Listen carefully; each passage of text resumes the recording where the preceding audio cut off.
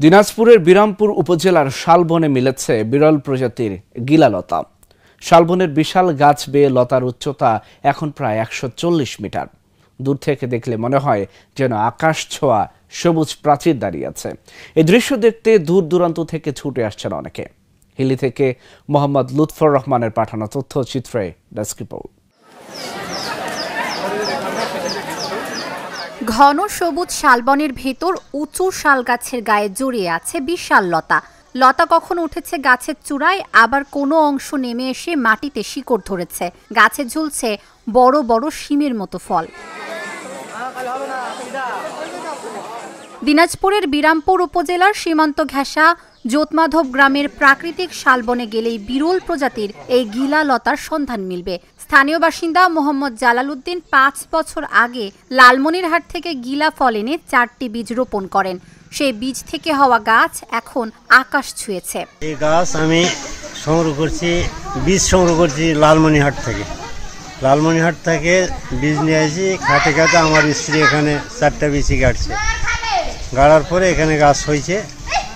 হওয়ার পরে এ যাবৎ আমরা এই ফল আসছে বোধহয় ৪-৫ বছর থেকে এই ফল খাচ্ছি এবং বিক্রি করতেছি। এবার আসে বিদেশ থেকে আসতেছে। এই যে গতকালকের আগা দিনে ওটা কিবার গেল আসছে ভারত থেকে পাসপোর্ট করে দেখার জন্য গাছ। প্রতি বছর এই লতা থেকে বিক্রি হয় কয়েক হাজার টাকার ফল। তবে শুধু খাওয়ার জন্য নয়, এই লতায় রয়েছে নানা উপকারিতা। পাতা, কাণ্ড ও বীজে রয়েছে বহু ঔষধি গুণ। জ্বর, চর্মরোগ বা ক্ষত সারাতে কার্যকর এই লতা। কেউ আসছেন পরিবারের সঙ্গে বেড়াতে, কেউ আবার ভিন্ন অভিজ্ঞতা নিতে ভিড় করছেন। কেউ ছবি তুলছেন, কেউ ভিডিও করছেন, আবার কেউ আগ্রহ নিয়ে তাকিয়ে আছেন গাছের দিকে। গিলার গাছ দেখার জন্য এসে ভালোই লাগলো। সবারই ফোনে দেখেছি, এখন আসতে দেখলাম অনেক সৌন্দর্য, দেখে মন ভরে গেল গিলার গাছ দেখে। আমি ঘোড়াঘাট থানা থেকে দেখার জন্য আসছি। এখানে একটা গিলা গাছ নামে একটা গাছ আছে, সবাই আর কি ইয়া করে। তো এই গাছটি অনেকই অদ্ভুত, মানে সাপের মতো পেঁচানো গাছটি আর কি। এই ফলে মানে এই গাছের ফল নাকি রান্নার কাজে ব্যবহৃত হয়। তো দেখতে অনেকই অদ্ভুত ধরনের একটা গাছ। আমি এর আগে কখনো এরকম গাছ দেখি নাই। সাপের মতো পেঁচে পেঁচে মানে পুরাটা ভরে গেছে বনের বিভিন্ন গাছে। আসলে এই যে দেখছেন এখানে কি সুন্দর লতা কিন্তু পেয়েছে। আসলে এই দৃশ্যটা আসলে প্রাকৃতিক দৃশ্য, তো দেখতে ভালো লাগতেছে। তাই এই ফল নাকি খাওয়া যায়, তো দেখলাম ভালো লাগলো। সঠিকভাবে সংরক্ষণ করা গেলে এই গিলালতা হতে পারে দেশের জীববৈচিত্র্যের জন্য বড় সম্পদ।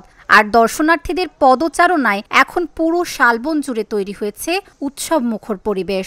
আপনার চট্টগ্রাম থেকে ভালো লাগতেছে, সবাই আসছে দেখতেছে। এরকম ব্যতিক্রমী গাছ আর কোথাও দেখি নাই। বাংলাদেশের বিভিন্ন প্রান্তে দেওয়া হয়েছে, কিন্তু এরকম গাছ দেখা হয় নাই। ফেসবুকে লাইভে দেখছিলাম বিশাল বড় একটা গাছ আছে, আসলে দেখলাম যার অতুলনীয় না। রান্না করেও খাওয়া যায়, তরকারির মধ্যে মিশাই খাওয়া যায়, আবার অনেক রোগের ক্ষেত্রে ব্যবহৃত হয়। বাংলাদেশ ছাড়াও ভারত, ভুটান, নেপাল ও মালয়েশিয়ায় জন্মে এই বিরল প্রজাতি। বাংলাদেশে প্রায় বিলুপ্তির পথে এই গিলালতা। যথাযথ সংরক্ষণ ছাড়া এর অস্তিত্ব রক্ষা সম্ভব নয়। তাই প্রাকৃতিক বৈচিত্র্য ধরে রাখতে এখনই নিতে হবে কার্যকর পদক্ষেপ। Dhaka journal, news desk.